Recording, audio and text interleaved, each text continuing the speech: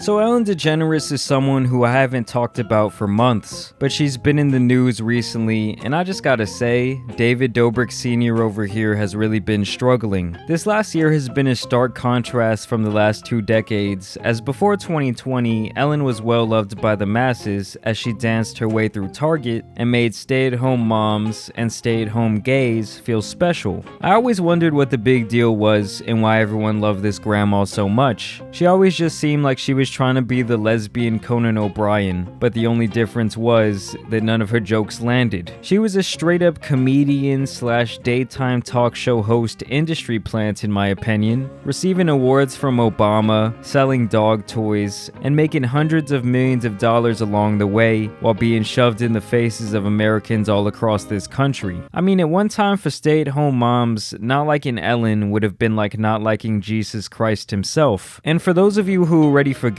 it's been around half a year since all these allegations came out about Ellen being a total Karen, both in the workplace on her show and just in general in her everyday life. On her show, she would do things like completely ignore people who were excited to meet her. That she treated you like a disposable piece of trash. And out in public, she was known for treating service employees like they weren't real people and basically being an elitist everywhere she went, expecting some sort of special treatment. It kind of seemed like her rule of thumb was if you aren't a celebrity, you're basically dirt under her shoe. And when this information came out, people were shocked because Ellen's whole motto and fake aura was to treat others with kindness, which is just about as ironic as David Dobrik being on anti-bullying tour while getting cancelled for being a piece of flaming dog shit. And much like David Dobrik, who I feel like draws a lot of parallels to Ellen, she was instrumental in creating a very toxic work environment and enabling some of the top people in her company, like producers and editors, into thinking they were untouchable and could treat other people however they wanted. Some of them chose racism with this newfound power, and others chose assault and inappropriate behavior, to say the least. She had some top producers trying to suck off camera guys at the company Christmas party. I mean, hey, I guess that's one way to treat your coworkers with kindness. Actually, 36 former employees came forward with allegations of sexual misconduct against top producers of the show. And after all this news broke, a lot of people thought that Ellen would never return to her show and just kind of go away into hiding with her hundreds of millions of dollars. But let's be honest, Ellen is just way too cocky to go down without a fight, and she basically acted like she had no idea what was going on, when in reality she was the one creating these power dynamics and instilling the idea that low-wage employees are just pawns to be messed with. I'm telling you guys, when you're the leader of the company, when you're the face of a company,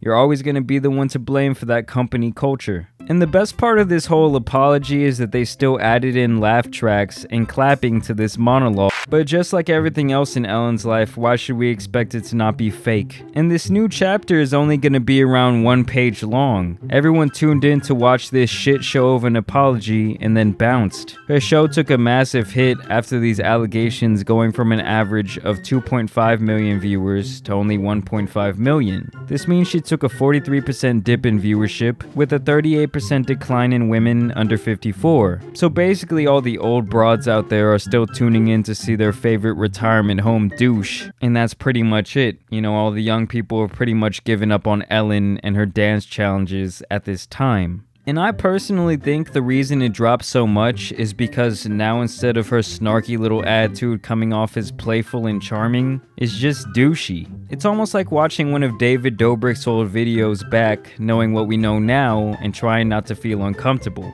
It's just impossible to ever recreate that magic again. So I think it's safe to say that it's time to give it up, Ellen. It actually reminds me of all these old fucks who keep running for president. Like, don't you have some better shit to do? Shouldn't you be leaving the matters of this country up to people who can, I don't know, still run a mile, still spring into action? Half of these motherfuckers are on their way to the casket, still out here doing important shit. And then you got Ellen up there with her stupid talking face. Just get these old people out of here, man. Send them to retirement homes. She can go to some old rich person retirement home and be the entertainment there. Fuck, send her on a cruise. I don't know what you gotta do. Just get this woman the fuck off TV. It's over, Ellen.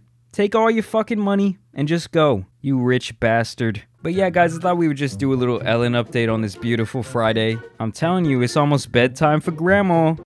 But let me know what you guys think down below though. As always, I encourage you to go follow me on my social medias. That's at Jamari Speaks on both Twitter and Instagram. But as you guys know, there's some other news out here that needs to get covered. So it's been your boy, and I'm out. Peace.